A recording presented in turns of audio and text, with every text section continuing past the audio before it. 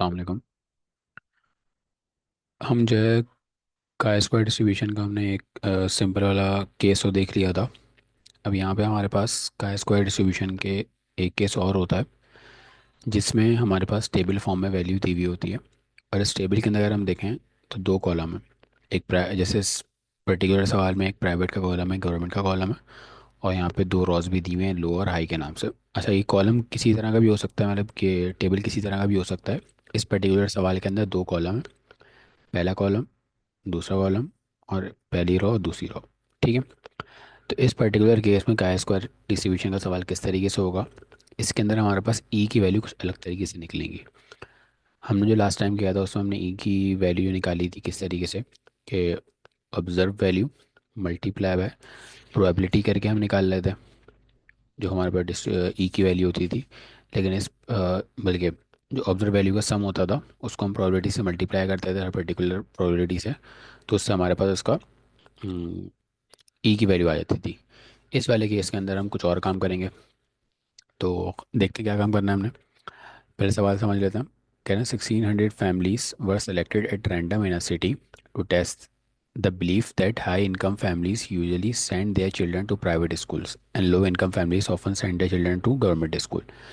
The following results were obtained. कह रहे हैं तकरीबन 1600 फैमिलीज थी।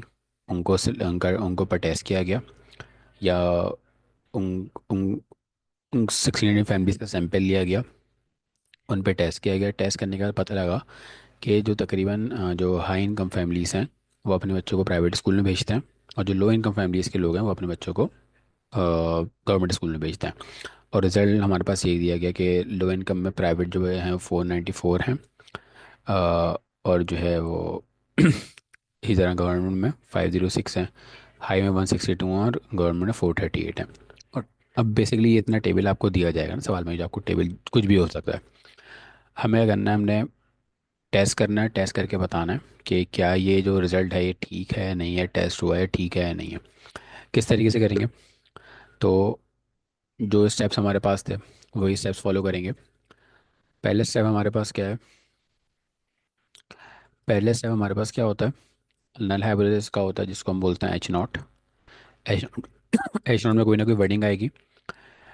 क्या बोला हुआ है, test whether the income and type of school are independent. हमें ये टेस्ट करना है कि income and type of school जो है इंडिपेंडेंट है या नहीं है। तो जो भी आपको दिया है वो एच नॉट में आ जाएगा।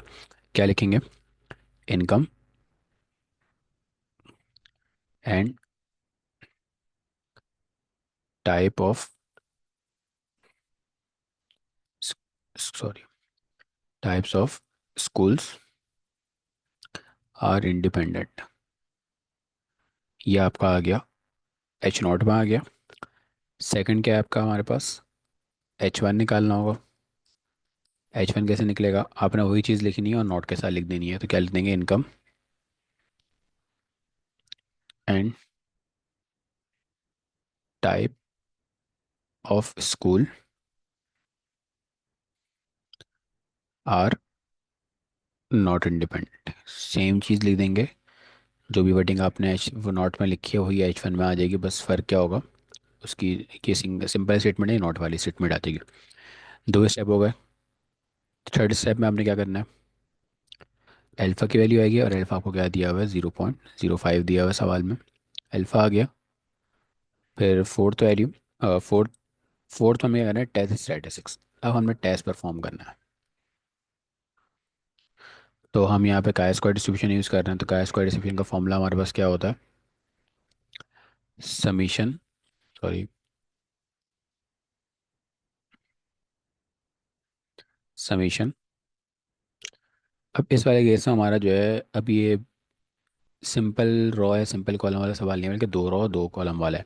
तो फॉर्मूला हमारे पास थोड़ा सा चेंज हो जाएगा। फॉर्मूला क्या बन जाएगा हमारे पास, ओ आई जे माइनस ई आई जे का whole square divide by E I जे। ये हमारा फॉर्मूला बन गया, ठीक है। अब ये ओ आई जे ई आई जे क्या है, ई आई जे निकलेगा हमारे पास, उसका फॉर्मूला हमारे पास R I C J divide by G. अब ये आर आई क्या है, सी जे क्या है, ये समझ लेते हैं पहले तो ऊपर टेबल पे आते हैं। अगर हम देखें, ये हमारी पहली रो है, पहला कॉलम है, ये दूसरा कॉलम है, ये पहली रो है, दूसरी रो है। तो ये हमारा ये आर वन है, पहली रो, ये दूसरी रो, और ये हमारी पहला कॉलम और ये दूसरा कॉलम। ठीक है। तो अगर मैं इस वैल्यू की बात करूं, अगर मैं इधर 494 की बात करूं, तो ये क्या होगा हमारे पास, ये ऑब्जर्व वैल्यू से में दी हुई है, तो ये हमारे पास कहलाएगा ऑब्जर्व वैल्यू। ये पहली रो पहले कॉलम में आ रहा तो O11, ये पहली रो दूसरे कॉलम में आ रहा तो O12, पहली रो दूसरे कॉलम में आ रहा तो O21, और ये O22। पहले रो का नंबर आएगा, फिर कॉलम का, पहले रो का, फिर कॉलम का, पहले रो का, फिर कॉलम का। आई हमारे पास जो होती हैं वो रॉस होती हैं। आई रॉ प्रेजेंट रिप्रेजेंट करती हैं, और जे हमारे पास कॉलम्स। ठीक है। तो जो पहले वाला है वो पहला कॉलम, दूसरा कॉलम, पहली रो, दूसरी रो। तो पहला, अगर हम देखें 494 क्या होगी, O11, मतलब ऑब्जर्व वैल्यू 11 वाले केस पे, ऑब्जर्व वैल्यू पहली रो दूसरे कॉलम पे, ऑब्जर्व वैल्यू दूसरी रो पहले कॉलम पे, और ऑब्जर्व वैल्यू दूसरी रो दूसरे कॉलम पे। आपने डेटा जो दिया हुआ आपने इसको अरेंज कर दिया। ठीक है। उसके बाद आपके पास जी जो है, ये जो आपको टोटल वैल्यू दी हुई है, ये जो टोटल आया आपका दोनों का, ये आपके डेटा का जी है। ठीक है। जो फॉर्मूले के अंदर जो आगे जी यूज़ होगा, जी यहाँ से यूज़ हो जाएगा। ठीक है। उसके बाद जो आपकी ये वाली वैल्यू है, ये R1 है, ये R2 है, ये C1 है, और ये C2 है। तो यहाँ पे हम लिख देते हैं कि R1 हमारे पास क्या है, R1 1000 और R2 600। तो अपने आसानी के लिए हम यहाँ लिख देते हैं कि हमारे पास डेटा क्या क्या है, कि R1 हमारे पास है 1000, R2 हमारे पास है 600, C1 हमारे पास है 656, और C2 हमारे पास है 944। अब भाई क्या वजह है R1 C1 C2 और C1 C2 और R1 R2 लिखने की, इसकी वजह भी बता देता हूँ। और जी हमारे पास है 1600। सी जी का मतलब ग्रैंड वैल्यू या टोटल सम या ग्रैंड सम, जो आपका 1600 आया था टेबल के नीचे टोटल लिखा हुआ है। अच्छा, अब आपने क्या क्या चीज़ें निकालनी है आपने इस फॉर्मूले में, अगर हम देखें इस वाले फरीगल फॉर्मूले में, तो O आई जे ये आप निकाल चुके हैं, आपको अब E आई जे निकालना है। O आई जे आपका जो डेटा में दिया हुआ है, तो हम ये भी लिख लेते हैं कि हमारे पास क्या क्या वैल्यूज़ के मैंने। O11 ये बराबर हमारे पास 494, O12 ये बराबर है हमारे पास 506, O21 ये बराबर है हमारे पास 162, और O22 ये बराबर है हमारे 438 के। ठीक है। अब आपने निकालना है अच्छा, अगर हम देखें यहाँ पे कितनी वैल्यूज हैं, 1 2 3 4, तो ई भी 4 निकलेंगे आपके। अब वो E4 क्या होंगे, तो हमारे पास जो 4 ई निकालने होंगे हमने, वो क्या होंगे, हमारे पास 2 रॉस हैं और 2 कॉलम हैं। तो हमने ये वाला फॉर्मूला यूज़ करना है, RICJ। तो पहले आप रखोगे E11, आप पहले E11 निकालोगे। तो E11 के लिए फॉर्मूला क्या हो जाएगा, इस वाले पर्टिकुलर केस में आई की वैल्यू भी वन है, जे की वैल्यू भी वन है, तो यहाँ पे क्या हो जाएगा, R1 C1 अपॉन जी। E12 के लिए फॉर्मूला क्या हो जाएगा, R1 C2 अपॉन जी। E21 के लिए क्या हो जाएगा, R2 C1 अपॉन जी। और E22 के लिए क्या हो जाएगा, R2 C2 अपॉन जी। तो जो इस पर्टिकुलर केस के अंदर ये पहला वाला नंबर है वो आर का होगा, दूसरा नंबर सी का होगा। तो इस वजह से हमने ये R1 R2 C1 और C2 की वैल्यू से कहा था कि हम इस फॉर्मूले में यूज़ कर सकें। तो हम ये कैलकुलेट कर लेते हैं। R1 हमारे पास क्या है, 1000, मल्टीप्लाई बाय C1, हमारे पास क्या है 656, और डिवाइड बाई जी। जी हमारे पास क्या है 1600। इसको हमने डिवाइड किया, तो हमारे पास जो आंसर आ रहा है वो आ रहा है 410। ठीक है। सिमिलरली हम ये निकाल लेते हैं, R2 हमारे पास क्या है 600, C1 हमारे पास क्या है 656 डिवाइड बाय 1600, ये आ रहा है हमारे पास 590। ठीक है। बल्कि एक मिनट, गलती कर दी मैंने।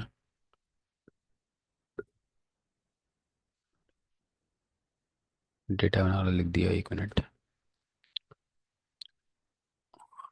R2 हमारे पास क्या है? R2 600, और C1 पहले सही तो लिखा था, 600 मल्टीप्लाई बाय 656 डिवाइड बाय 1600, तो हमारे पास आंसर क्या आ गया? 246। R1 हमारे पास यहाँ पे देखें तो R1 हमारे पास 1000, C2 हमारे पास क्या है? 944 डिवाइड बाय 1600। डिवाइड हमेशा वही नंबर आएगा जो टोटल होगा, और यहाँ से जो हमारा आंसर है वो आ रहा है 246। सिमिलरली R2 हमारे पास क्या है? 600 मल्टीप्लाई बाय 944 डिवाइड बाय 1600। तो यहाँ से जो हमारा आंसर आ रहा है वो आ रहा है 354। तो आपके पास जो है E11, E12, E21 और E22 आ गया। तो अब हम टेबल बना लेते हैं। तो टेबल वहाँ पे कैसे बनेगा? टेबल के लिए हम, एक मिनट। ये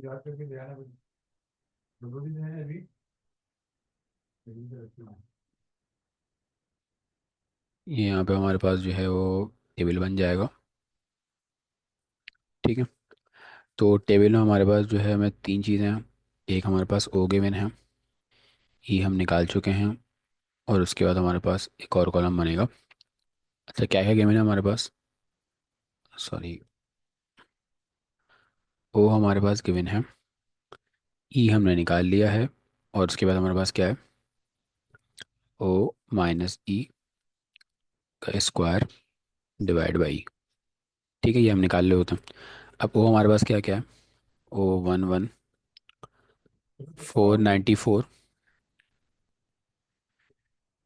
ओ 12, 506, ओ 21, 162, और ओ 22 बराबर हमारे पास 438। ठीक है। तो आपने ये चीज़ें लिख ली, उसके बाद ई निकाल लेंगे। ई आपके पास क्या गिवन था? ई आपने क्या निकाला?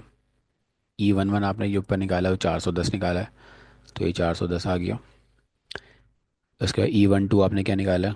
240। E12 आपने क्या निकाला है? 506।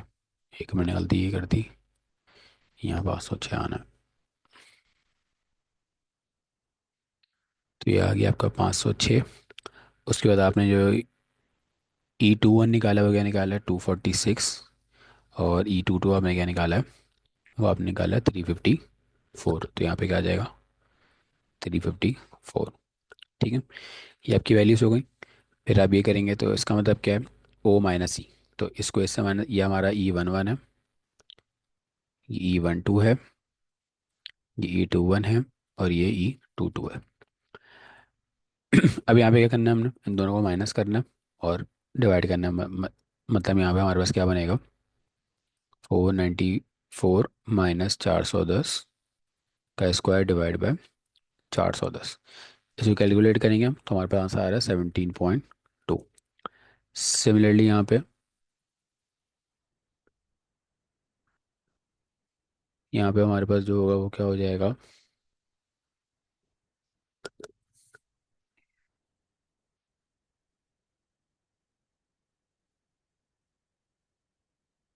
सुनो, 506 माइनस 590 का स्क्वायर डिवाइड बाय 590। यहाँ से कैलकुलेट करेंगे, हमारे पास आ रहा है 11.96। सिमिलरली यहाँ पे अगर हम देखें तो 162 माइनस 246 का स्क्वायर डिवाइड बाय 246। इसको कैलकुलेट करना आंसर आ रहा है 28.68। और यहाँ से कैलकुलेट करें तो 438 माइनस 354 का स्क्वायर डिवाइड बाय 354। यहाँ से आंसर आ रहा है 19.93। आपने क्या करना है? इन सब वैल्यूज़ को सम कर लेना है। इन सबको जब ऐड करेंगे तो हमारे पास जो समीशन आ रहा है वो क्या आ रहा है? 77.78। तो ये आपके जो है वो 14 स्टेप हो गया। अब आपका जो है वो नेक्स्ट स्टेप जो है वो होगा 5वां स्टेप। उसमें आप क्रिटिकल वैल्यूज़ निकालते हैं, क्रिटिकल रेंज निकालते हैं। तो क्रिटिकल रेंज कैसे निकलेगी? आपके पास जो अल्फ़ा की वैल्यू है वो क्या है? 0.05। अच्छा, और आपने एक और काम ये करना है, आपने डिग्री ऑफ फ्रीडम निकालना है, ठीक है? जो वी होता है। अब डिग्री ऑफ फ्रीडम यहाँ पे अगर हम देखें, दो कॉलम और दो रॉस हैं, तो इसका फॉर्मूला वहाँ पे डिग्री ऑफ फ्रीडम का होगा R-1 इंटू C-1। आर भी दो है और कॉलम भी दो हैं, तो क्या बन जाएगा हमारे पास? 2-1 इंटू 2-1। 2-1 1 और 1, तो आंसर हमारे पास क्या आ गया? डिग्री ऑफ फ्रीडम का 1 आ गया। तो आपने जो है वो का स्क्वायर की वैल्यू 0.05 1 पे निकालनी है। तो आप ये निकालेंगे जब 0.05 1 पे, तो आपका जो आंसर आएगा टेबल से वो आएगा 3.84। ठीक है। और आखिरी से आपका कंक्लूजन वाला।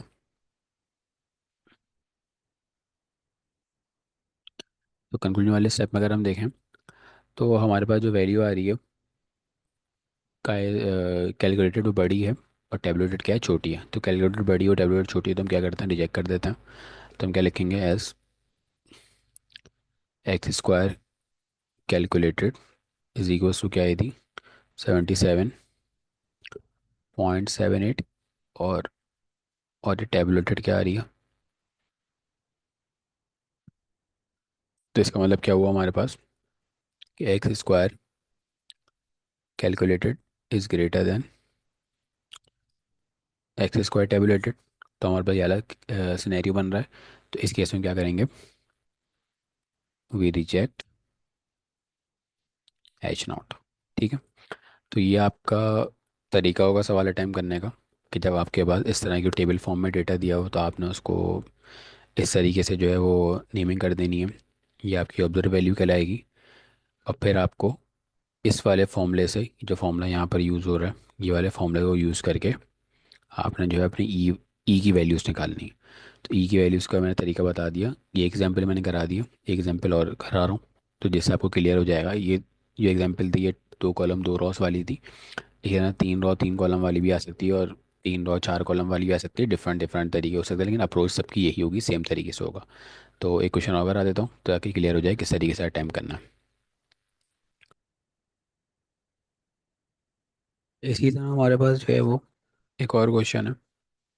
इसमें भी इसके अंदर भी हमें जो है वाला टेस्ट अप्लाई करना है, का स्क्वायर टेस्ट। अच्छा, इस सवाल में अगर हम देखें, तो इसके अंदर चेंजिंग क्या है? इसमें चेंज ये है कि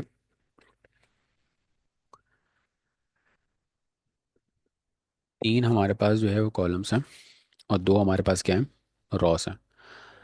3 कॉलम और 2 रॉस। ठीक है। तो अब क्या करना पड़ेगा हमें?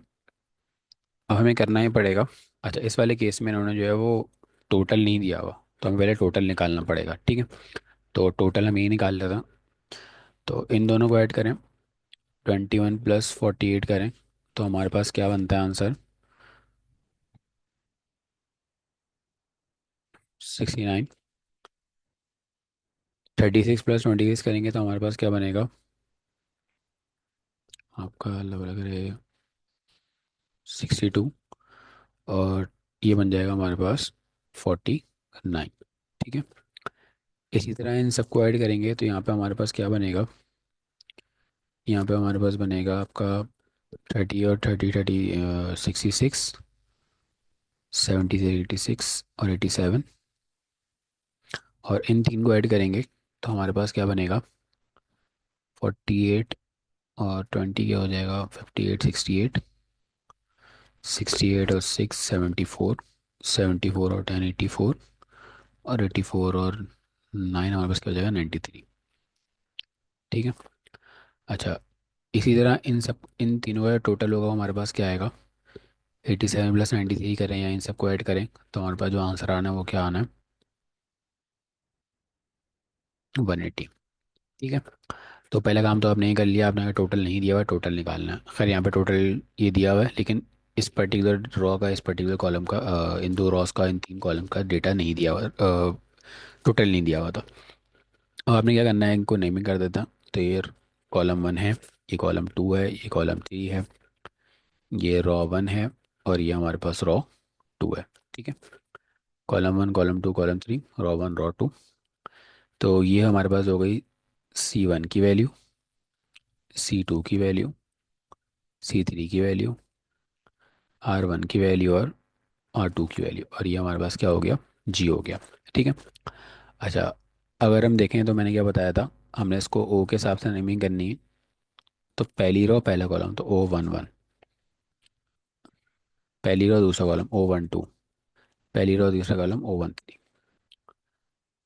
दूसरा दूसरी रो पहला कॉलम ओ टू वन, दूसरी रो दूसरा कॉलम तो ओ टू टू, और दूसरी रो तीसरा कॉलम तो क्या हो जाएगा, ए टू थ्री।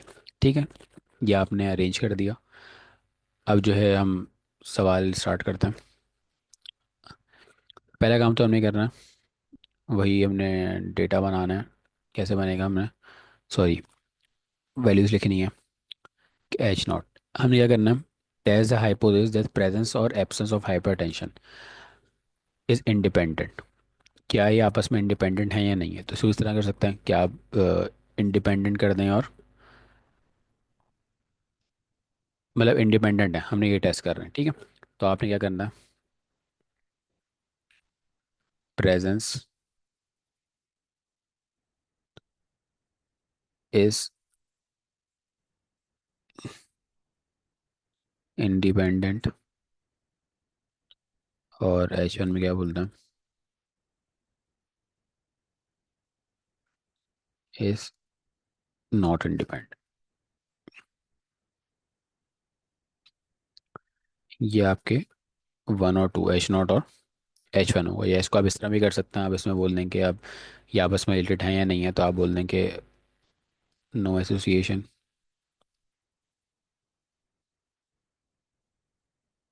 एसोसिएशन का मतलब होता है कनेक्टेड हैं, नहीं है। एसोसिएशन एसोसिएशन का मतलब होता है कनेक्टेड हैं, और नो एसोसिएशन का मतलब क्या होगा, आपस में कोई कनेक्शन नहीं है, तो इसका मतलब इंडिपेंडेंट है। और यहाँ पे क्या आ जाएगा हमारे पास, दूसरे केस में क्या आ सकता है, एसोसिएशन मतलब आपस में कुछ ना कुछ कनेक्शन है, कुछ भी हो सकता है। ठीक है, तो ये आपका हो गया। नेक्स्ट केस आपने क्या करना है, आपने जो है वो अल्फ़ा, अल्फ़ा हमारे पास क्या दिया हुआ है इस केस के अंदर, अल्फ़ा जो आपके पास दिया हुआ है सवाल में 0.05 ही है। ठीक है, चौथे में आपने टेस्ट स्टैटिस्टिक्स करना।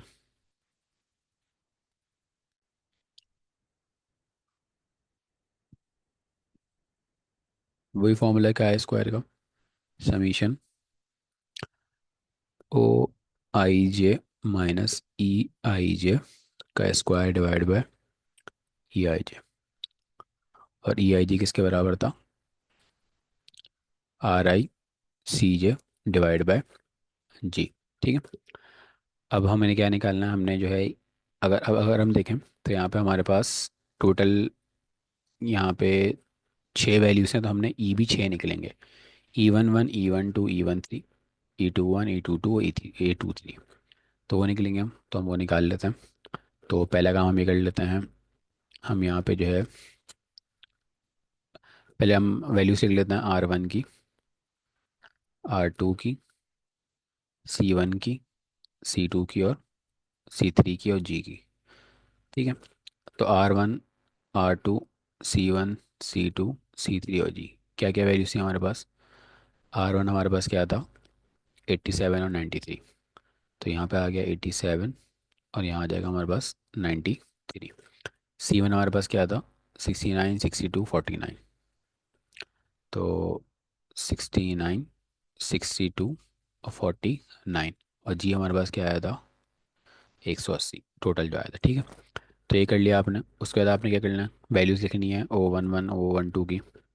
तो ओ वन वन, ओ वन वन हमारे पास क्या है, अगर हम देखें 21, 36 और 30। तो 21, 36, 30, और इसी तरह आपने ओ टू वन,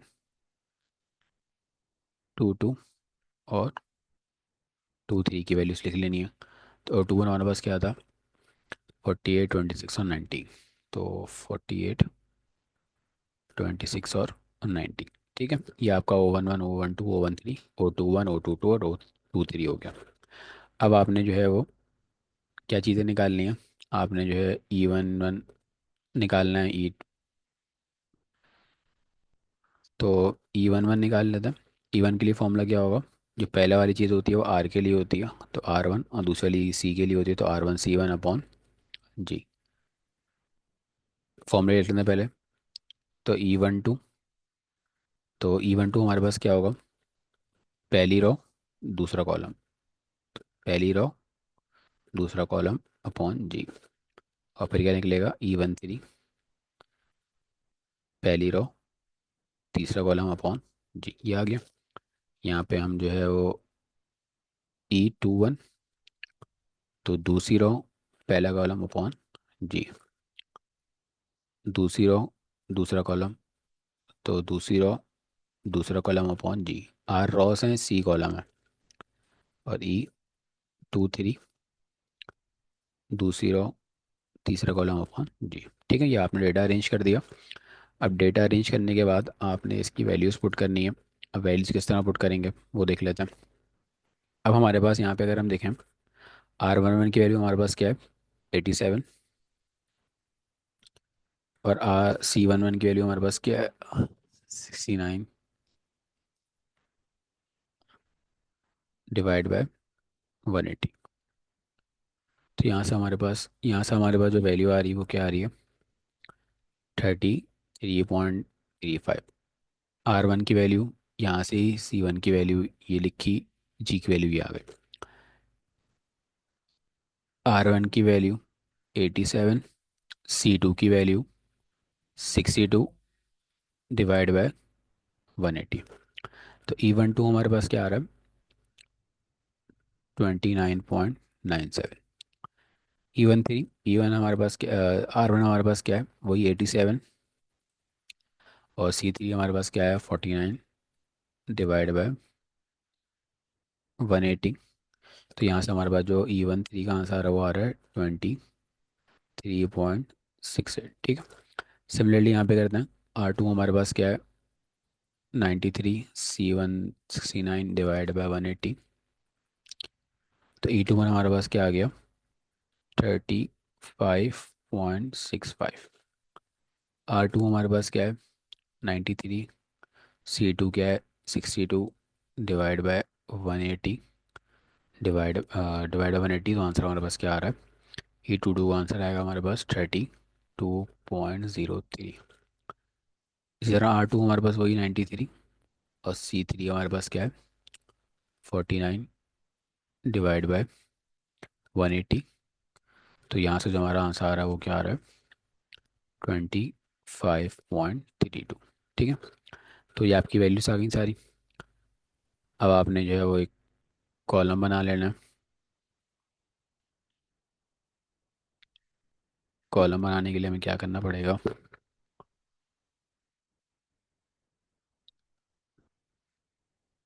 कॉलम बना लेते हैं यहाँ पे हम।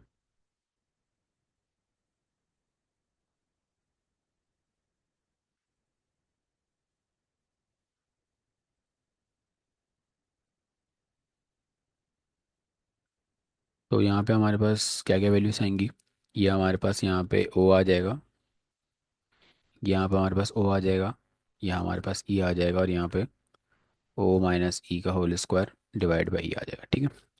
अब ओ हमारे पास कितना है, टोटल हमारे पास 6 ओ थे। तो यहाँ अरेंज कर लेते हैं हम, O11, O12, O13, 21, 22, T3, E11, E12, E13, E21, E22, E23।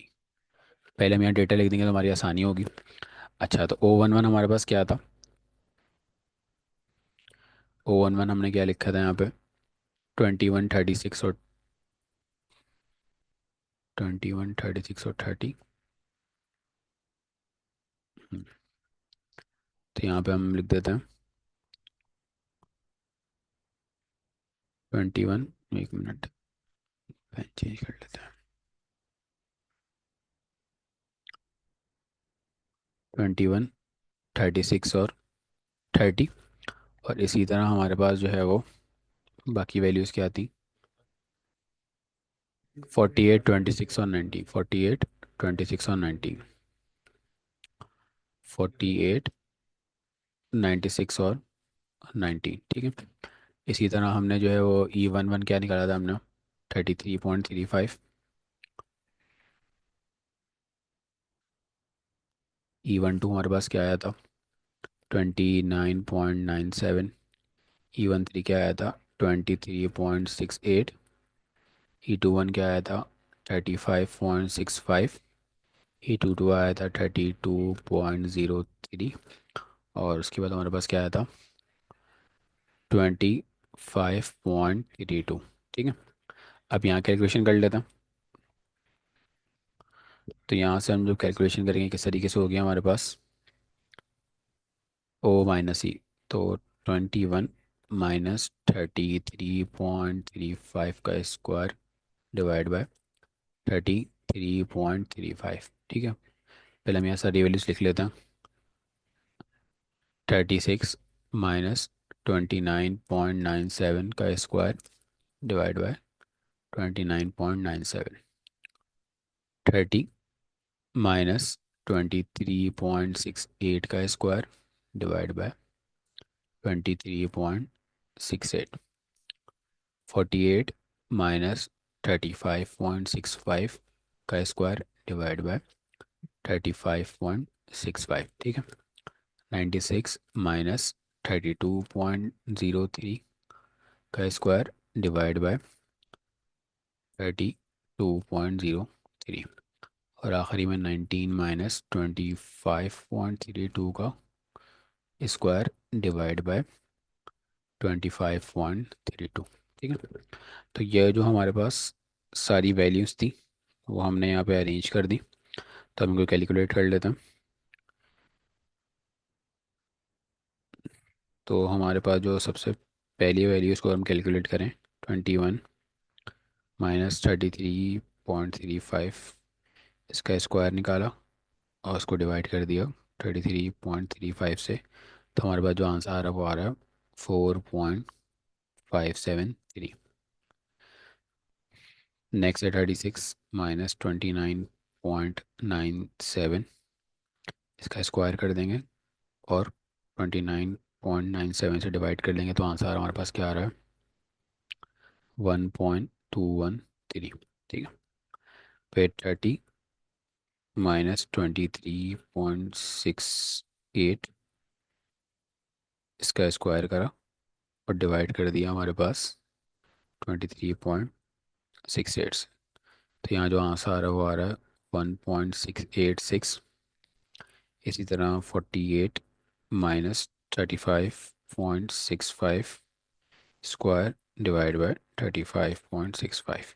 तो यहाँ जो आंसर आ रहा है वो आ रहा है 4.27।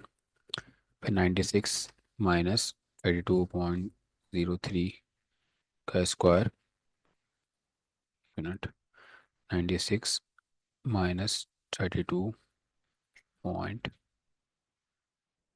एक मिनट रुकिएगा, कुछ गड़बड़ तो नहीं हुई? यहाँ 96 नहीं है, 26 है, सॉरी। यहाँ पे 26 था तो यहाँ भी 26 आएगा।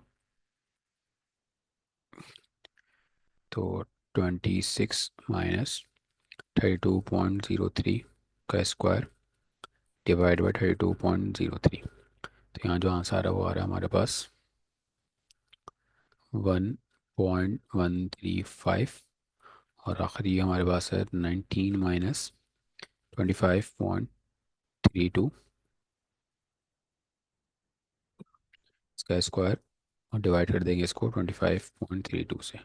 तो हमारे पास यहाँ से वैल्यू आ रही है 1.577, ठीक है। तो ये वैल्यूज आ गई हमारे पास। इन सबको जब ऐड कर देंगे तो वैल्यू हमारे पास जो ऐड करने के बाद आ रही है वो आ रही है 14.464। मतलब जो हमारे पास कैलकुलेटेड वैल्यू आ रही है वो आ रही है 14.464, ठीक है। तो ये आपकी कैलकुलेट वैल्यू हो गई। अब क्या करना है, हमने कैलकुलेट भी निकाल लिया, तो हमारा स्टैटिस्टिक्स हो गया। नेक्स्ट स्टेप हमारे पास क्या होता है? पाँचवा स्टेप हमारे पास होता है क्रिटिकल रीजन का। तो क्रिटिकल रीजन कैसे निकलेगा हमारे पास? एक्स स्क्वायर, एल्फा की वैल्यू 0.05। अच्छा, डिग्री ऑफ फ्रीडम निकाल लेते हैं। डिग्री ऑफ फ्रीडम कैसे निकलेगा? R-1 इंटू C-1, दो रॉस थी और तीन कॉलम थे। तो 2-1 1, 3-1 2, तो डिग्री ऑफ फ्रीडम हमारे पास क्या आ गया? 2 आ गया। तो हम जो 0.05 और 2 पे जब वैल्यू निकालेंगे तो हमारे पास टेबुलेट वैल्यू क्या आ रही है? वो आ रही है 5.991। तो इस पर्टिकुलर केस के अंदर कंक्लूजन क्या निकलेगा?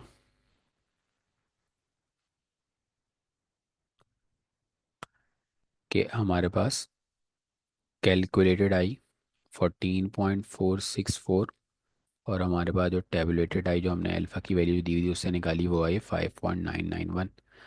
तो हमारे पास जो कैलकुलेटेड है वो बड़ी है टेबुलेटेड से, इसलिए क्या करेंगे हम? We reject H0। H0 को रिजेक्ट कर देंगे, ठीक है। स्पेलिंग थोड़ी सी गलत हो गई।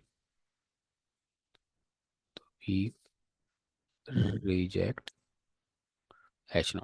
क्या हो जाएगा? हमारा रिजेक्ट हो जाएगा। क्यों रिजेक्ट हो रहा है? क्योंकि हमारे पास कैलकुलेटेड वैल्यू बड़ी है, टेबुलेट वैल्यू हमारे पास छोटी है। तो इस तरीके से हमारे पास किसी भी तरह का सवाल है, जैसे मैं एक और एग्जांपल यहाँ करानी है लेकिन मैं समझा देता हूँ होगी किस तरीके से।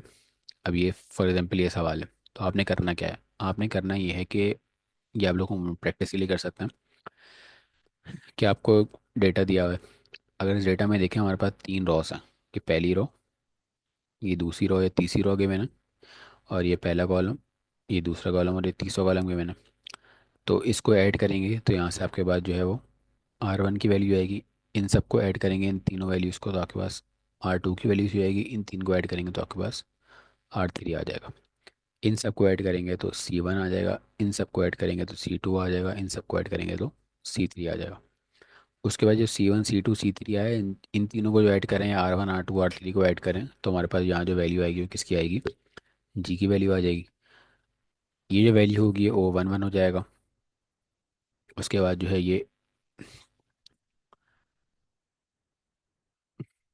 पहली रो पहला कॉलम तो O11, पहली रो दूसरा कॉलम O12, पहली रो तीसरा कॉलम O13, ठीक है। फिर दूसरी रो R2 और पहला कॉलम, तो दूसरी रो का O2 और column 1, O2 column 2, O2 column 3। इसी तरह तीसरी रो आ गई तो O3 column 1, O3 column 2, O3 column 3। तो O1, ये सारी 9 वैल्यूज आ गई। तो अब आपने क्या निकालना है? आपने इसमें E11 निकालना है, E12 निकालना है, E13 निकालना है। फिर आप E21, E22, E23, E31, 32 और 33, ये आपने सारी चीज़ें निकालनी है। जब ये सारी चीज़ें आपकी निकल जाएंगी, फिर आपने अल्फ़ा की वैल्यू दी हुई है, उस हिसाब से आप टेस्ट पूरा परफॉर्म कर सकते हैं, ठीक है। तो उम्मीद है इस चीज़ें समझ आ गई होंगी। किसी भी कन्फ्यूजन हो तो पूछ सकता है, और जब नेक्स्ट क्लास होगी तो उसमें भी पूछ सकते हैं, ठीक है। अल्लाह हाफिज़।